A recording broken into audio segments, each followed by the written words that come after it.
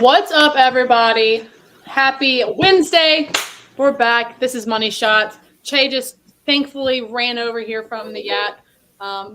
Looks like Sass didn't make it today. Looks like he just decided to say fuck it and sleep in. Is that what happened over there in the yacht? Oh. Yeah, so Sass woke up at 1:30 and texted the group that he was going to be late. He did make it to the show, though, by the end. Who wakes up at 1:30? I guess I'm just old. Never mind. Disregard. Disregard. All right, Kelly and Cheah, how was y'all's week been thus Yeah, far? no, I mean, he's 21 years old, so at that time I was sleeping pretty late, too. Fair enough. I was not, because I was taking care of a newborn. That's the life I chose. That's the 21. That's the good old 21 life that I did. But yeah, we'll stop harmonizing. No, that's the wrong word. Not ready yet today. We'll quit harping on the past and we'll keep moving on. We got the NBA. We're kind of getting down to the nitty gritty. We got 4 teams left. Let's go ahead and start talking. First game tonight. We have Mavs, Warriors. Warriors were 5 earlier. They're now at 5.5. Kerr passes all of his COVID protocol, so he'll be back on the hardwood. You have Gary Payton, who will be out due to elbow soreness.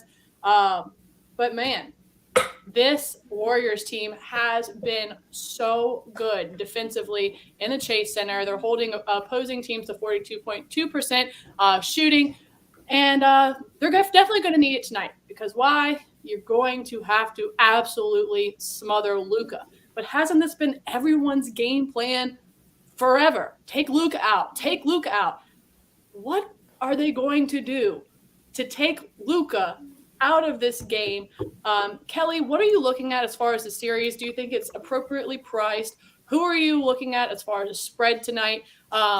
Braves must have just scored. Who are you looking at? What are you thinking as far as the total? I just need to know where you're headed because, I mean, again, as I've said, everyone's plan has to be take out Luka, but it hasn't worked so far. So what does Golden State need to do, and what are you looking at for tonight? Yeah, the only person that can take out Luka is himself. So let's hope Luka stays healthy because I think that Golden State's a little overpriced in this series. I would not recommend playing them on the series price, but I do think they're going to get a win tonight.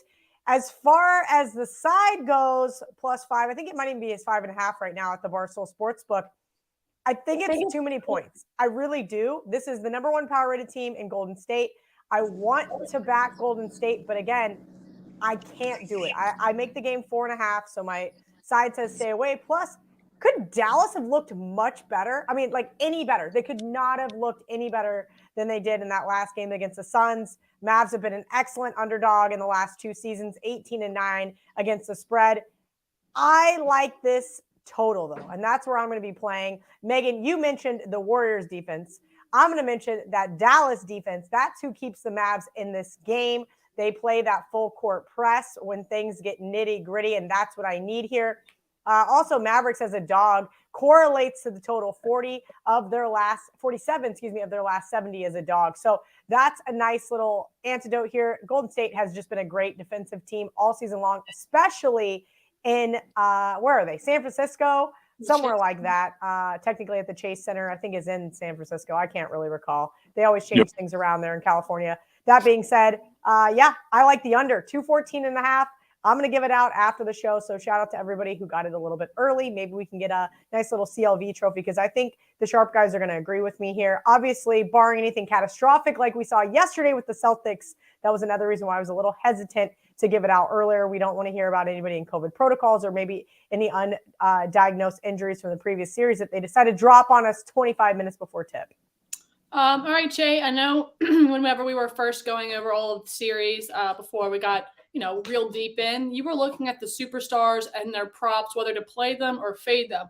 And as I've mentioned, no one's been able to stop Luka. So are we looking at any Luka props tonight? Or are we going to try to find some value around him? What are we doing in the prop market?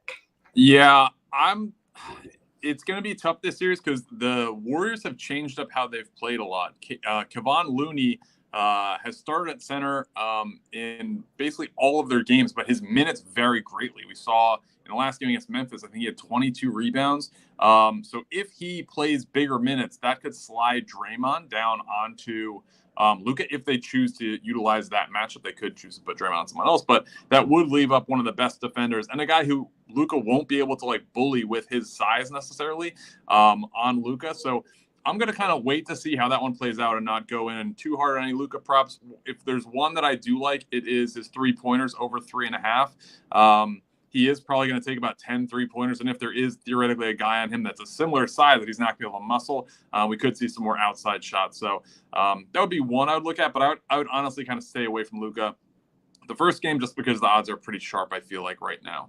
A few, as far as superstar lines, I like Steph Curry's under. His total point under is 27.5.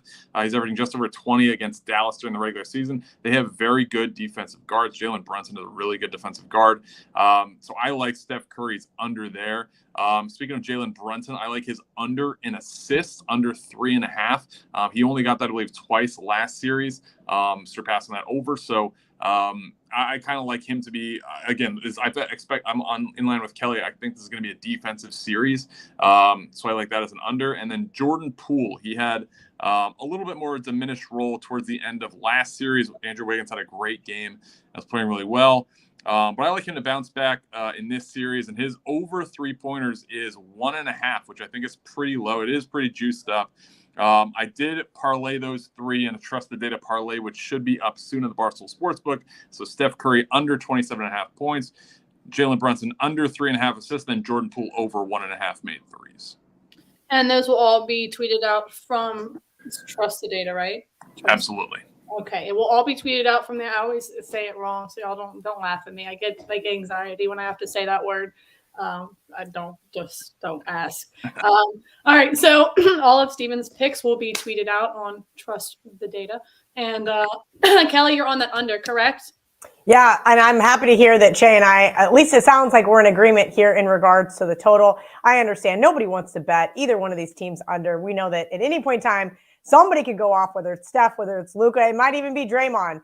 Could be Clay. I know it's been a little while since we've seen a big monster game from him. It is terrifying, but I do think game one, we're going to see a lockdown defense from both teams. And so, hey, pure contrarian style. I know I shocked the whole world by taking it over last night, but it was nice after the first quarter. I thought Big Cat and I were dead in the water when I saw his tweet. I'm like, oh, great, we're going to already need overtime. But, yeah, I'm excited to bet this under and not watch a second of it because it's going to be gut-wrenching. There is one prop that kind of jumps off the screen. I don't have the stomach to take it. Klay Thompson over 3.5 3-pointers. Let me just give you a couple facts around it. At home, he's shooting 2.5% better than on the road, which is nice. So it's a home game. But he goes from 37% to 39.5%. But with 3.5 days rest, his 3-point percentage goes up to 46.6%. So theoretically, he needs to take 8 threes, which is something he's definitely going to do. That is a play that should be strong. But Dallas is a very good, again, perimeter defensive team, locking it down. I do like the under, like Kelly mentioned. So it's not what I'm going to take, but the numbers are in the favor of that hitting the over. That seems very doable. I'm not going to lie. As someone that hasn't watched a ton of the series, that just sounds like some value. And what is the price at? It was minus 113 earlier today. I don't know what it is at the moment, but I mean, he's averaging 9.5 threes attempted per game in the playoffs, 46%. He's at 4. Reasonable. The last time I played this, I made that my favorite play of the day, and it did hit. He only took 6 attempts that game, but he hit 4 of them. So Clay with rest at home is a good combination. So the under and Clay with rest at home is what my brain has taken from this whole conversation. Yes. There's been a lot more, but those two things have really stood out to me.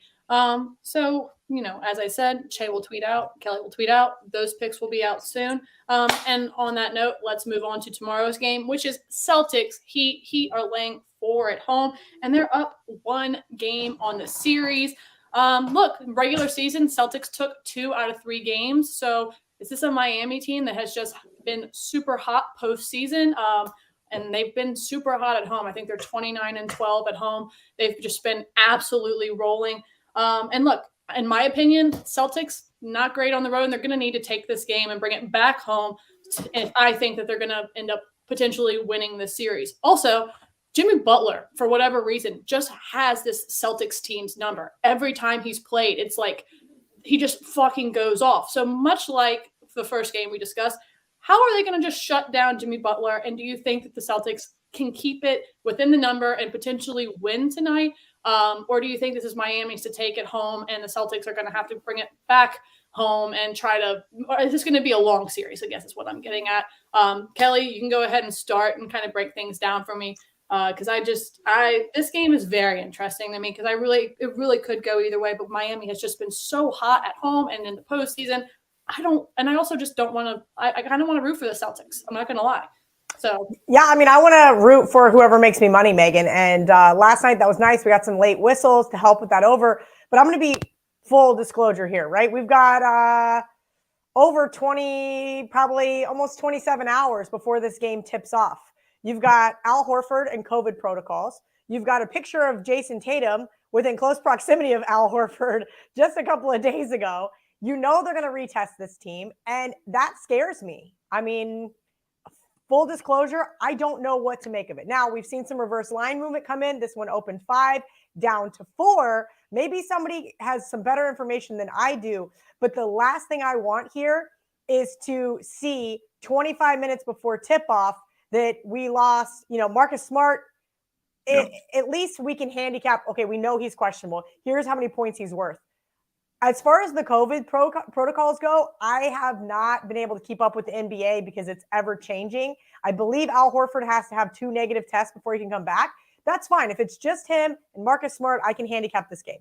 If any one of the other Celtics guys go down, flip a coin, they could be anywhere from a half a point to a 3-point difference. And that really concerns me. If you want me to make a pick on this game, I'm going to tell you that I like Boston here.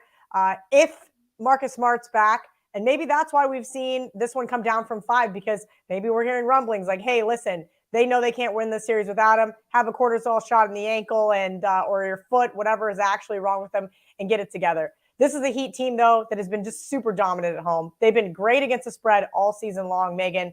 One of the more profitable teams in the NBA. And as of right now, I lean towards the over again. Slight lean towards the over. I think these are going to be a really physical series here, which means more whistles, which means more free throws, which means more points. But the bookmakers have already adjusted from game 1. I mean, 3.5-point adjustment. Is it an overreaction? Maybe, maybe not, but they're going to make you pay a premium to bet that over. And so full disclosure, I will probably end up on this game tomorrow, but as of right now, I don't have enough information to make a good enough guess. I mean, last night I told everybody I leaned Celtics and then all hell broke loose. And then I said, 4.5, is this an overreaction? And for the first half of the game, it looked like maybe it was. And the Heat got the best of them. Jimmy Butler just absolutely dominated and took over. I know a lot of people hate Jimmy Butler. I think he's a great player. He might be a questionable teammate at times, but the guy definitely goes out there and leaves it all on the court. All right, Cheah, what are your thoughts as far as this game and the props? Just because, as Kelly said, we're, 27 hours out. There's a lot of question marks surrounding, are players going to start? Are they going to be able to even be out there? How are you handicapping your props with all of that in mind? And what are you looking at as far as ones that you feel good, solid about, essentially, with the players that could still be playing? Sure, yeah. Echoing Kelly's point, it's really tough based on the lack of information, the late-breaking injury stuff. Miami's a very good, long defensive team, and I think with Marcus Smart being scratched, they struggle to bring the ball up the court against that pressure, and I think Miami exposed that coming out in the second half. So that would worry me a lot. As a guy who took the Celtics to win the East a couple months ago, plus 800, I'm nervous. So I would not touch any of the Celtics lines until you find out a little bit more. If we are in a situation where, Marcus Smart and Horford are out for a bit, one I would look at, and he didn't have a ton of success with us in the regular season, but Jason Tatum over 3.5 3-pointers. That number is high, but he does shoot it almost 10% better on the road from distance. So he's close to 40% on the road, which is good. So if he can jack it up 10 times, you're figuring that he's going to cash that number. And and last season, he averaged 10 3-point attempts per game. So that is one that I would certainly keep an eye on. And if they're playing catch up, he's going to have to shoot more threes. So that's one I would keep my eye on. On the Heat side, Jimmy Butler, we talked about him a lot. What is his rebounding total going to come in at? He averaged 7.5 boards per game last season. He had 9 last night. If it comes in at 6.5, which is where it could come in, he's cleared that number in 5 of his last 7 games, which is pretty strong. He gets after it on the offensive glass too, which is always appreciated for someone who bets rebound props. So I would look at him pretty closely and see kind of what that number turns out. If it comes in at 7.5, it would be a little bit more wary. 6.5, I think you got to take the over. But again, it really depends. I think there's going to be a last-minute call based on who is available. And that's a whole reason why you need to be following everyone and following Trust the Data, whatever y'all want to say. You can say it either way. Yeah, either way. Megan just kills me every time. It's not my fault. It's just called a little something called anxiety. It's what gives me my personality. So they will be tweeting out their picks from the Kelly in Vegas account and obviously the Trust the Data account. And that's all we have today. I will say that there's something exciting happening if it will ever come out on the exclusive. There is a new baseball parlay in town, the EKMC. That's me, Mr. Ice. That's KFC and Clem. We are joining the forces of baseball love together and hopes to make a somewhat cohesive parlay. Because today, I'm an Astros fan. Mr. Ice is a Red Sox fan. Guess who plays each other today? Ooh. We had to figure something out here. So we're all working on it. It'll be out soon. It'll probably be for some decent plus money because I would assume it's a 4-leg parlay. It is because Clem in there. Yep. So yeah, make sure y'all go bet that. It's new. It's Mr. Ice. I mean, literally ice in his veins. This is what he lives to do. And then obviously watch out for all of those COVID protocols that'll get you wrapped up in some really bad bets possibly. So do your research. Make sure you trust the data. Make sure you're following Kelly. Make sure you're checking your tweets. Even put notifications on. It's the NBA playoffs. We got. Oh yeah, definitely put your notifications on for my tweets. Great idea, Megan. In-play runs for the Rays, and on that, I'm gonna get out of here. I know I didn't put it out, so don't give it to me, but it is. I did take it. Oh, what's up, Steven? Let me throw one thing out there. I said this last week. They offered it again last night. First basket insurance. Whenever you see that as a promotion, that is such a good promotion because if you bet, they will refund your bet up to $25 if you bet on a first basket scorer. And if the person doesn't score the first basket, if their team wins, then you get refunded up to $25. Pretty good bet because we see the first basket lines can be as low as like plus 400, but they can get up to like plus 1,400. So it's definitely worth doing a flyer. And if you got the Heat who were 5-point favorites last night, it's like, okay, why don't we just take a Heat player? Like Jimmy Butler, I think was plus 575 to hit first bucket. So a pretty good return. And then if it doesn't hit, then you get to sweat it out for the rest of the game. But love that. Very good promotion. First basket insurance. You got to opt in though. And it also kind of sounds like our long ball Thursdays, where it does. A player to hit a home run. If their team wins and they don't hit the home run, you get the money back. So while we're here talking about great promos, make sure y'all bet that one tonight and tomorrow if you see it up, and then bet long ball Thursdays tomorrow. Thank you, Cheah. Thank you, Kelly. It's wonderful talking to y'all as always. I'm going to go put in some bets because y'all are the ones that I get them from. And I hope everyone else is following y'all as well. Thank y'all for coming on. And Kelly, I'll see you Monday. And Cheah, I'll see you back Wednesday. Yep. Cool. Thanks, guys.